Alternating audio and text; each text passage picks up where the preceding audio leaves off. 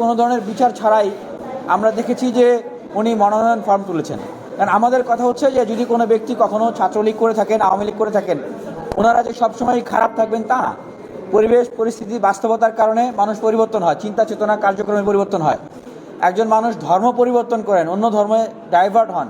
সুতরাং ছাত্রলীগ আওয়ামী লীগ যারা অতীতে করেছে আমি সবাইকে এখনও খারাপ আমি সেটা বলবো না, কিন্তু তার মানে এই নয় যে অতীতে কোনো ফৌজদারি অপরাধ সেটা আসলে মাপ হয়ে যায়। এবং আমি এটাও বলতে চাই যে যারা সত্যিকার হচ্ছে আসলে পরিবর্তিত হচ্ছেন, ভালো কাজ করতে চান, তাদের বিষয়ে যে অভিযোগগুলো আছে এই পানিশমেন্টগুলো যদি তাদেরকে বিশ্ববিদ্যালয় থেকে যদি দেওয়া হয়, আমার মনে হয় যে তারা অবশ্যই এই বিষয়গুলোকে ওয়েলকাম করবেন। আমরা বিশ্ববিদ্যালয় প্রশাসনের কাছে এই অভিযোগটিও জানিয়েছি। ওনারা বলেছেন যে ওনারা ডাকবেন, ওনারা এই বিষয়ে ব্যবস্থা গ্রহণ করবেন। তা আমরা সেটা প্রত্যাশা রাখি যে একটা স্বচ্ছ নিরপেক্ষ একটা নির্বাচন এবং সুন্দর একটা প্রক্রিয়ার ভিতর দিয়ে নির্বাচন হবে।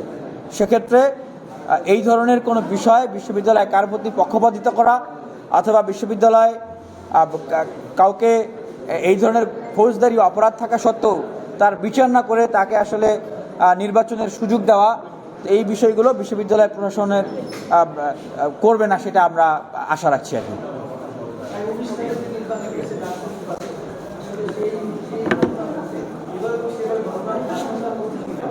দেখেন, আজকে ঢাকা বিশ্ববিদ্যালয়ে একটা উৎসবমুখর পরিবেশ। ঢাকা বিশ্ববিদ্যালয়ের প্রথম বর্ষের একজন শিক্ষার্থীও আগামী দিনের ঢাকা বিশ্ববিদ্যালয় কিভাবে পরিচালিত হবে এটা নিয়ে তারা ভাবতে পারছে, এবং আগামী দিনে ঢাকা বিশ্ববিদ্যালয় বিনির্মাণের ক্ষমতা কিন্তু এখন তাদের হাতে। এই পরিস্থিতি কিন্তু এমনিতে আসে নাই। বিশ্ববিদ্যালয় প্রশাসন বা সবাই যদি আন্তরিক থাকতো তাহলে নির্বাচনের জন্য 11 মাস কিন্তু অপেক্ষা করতে হতো না। আমাদেরকে ঢাকা বিশ্ববিদ্যালয় ভিসিআরের বাসভবনের সামনে থেকে আমরণ অনশন করতে হতো না। রেজিস্ট্রার বিল্ডিংয়ের সামনে থেকে বলতে হতো না যে ডাকসুর জন্য কি আমাদেরকে জীবন দিতে হবে কিনা। তার মানে এই নির্বাচনটা সবাই যে ভালোবেসে দিচ্ছে তা না।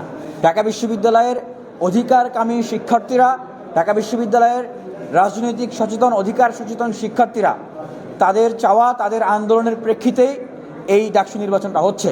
তবে আমি যেটা বলতে চাই, ঢাকা বিশ্ববিদ্যালয়ের সবচেয়ে বড় শক্তি হচ্ছে ঢাকা বিশ্ববিদ্যালয়ের শিক্ষার্থীরা। ঢাকা বিশ্ববিদ্যালয়ের এই সচেতন শিক্ষার্থীরা এখন ঐক্যবদ্ধ আছে। আমরা ডাকসুকে বানচাল করার অনেক ষড়যন্ত্র হয়েছে, ককটেল বিস্ফোরণ হয়েছে। আমরা প্রক্টর স্যারকে সেদিনও জানিয়েছি যে ককটেল যে বিস্ফোরণ হলো সেই ককটেল কারা ফুটালো, কেন ফুটালো, কী উদ্দেশ্যে ফুটালো সেটা আজ পর্যন্ত ঢাকা বিশ্ববিদ্যালয় প্রশাসন স্পষ্ট করে নাই।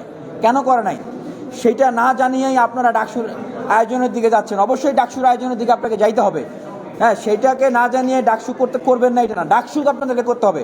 কিন্তু আপনাদেরকে সেটা বলতে হবে যে ককটেল ফাটিয়ে কারা ডাকসু বানচালের জন্য ষড়যন্ত্র করেছে। সুতরাং এই বিষয়গুলো বিশ্ববিদ্যালয় প্রশাসনকে অবশ্যই ক্লিয়ার করতে হবে। না করলে তখন বোঝা যাবে যে বিশ্ববিদ্যালয় প্রশাসন কোনো পক্ষপাতিত্ব করতেছেন, কোনো বায়াসনেস করতেছেন এবং ওনারা আসলে স্বচ্ছ প্রক্রিয়ায় আগাচ্ছেন না।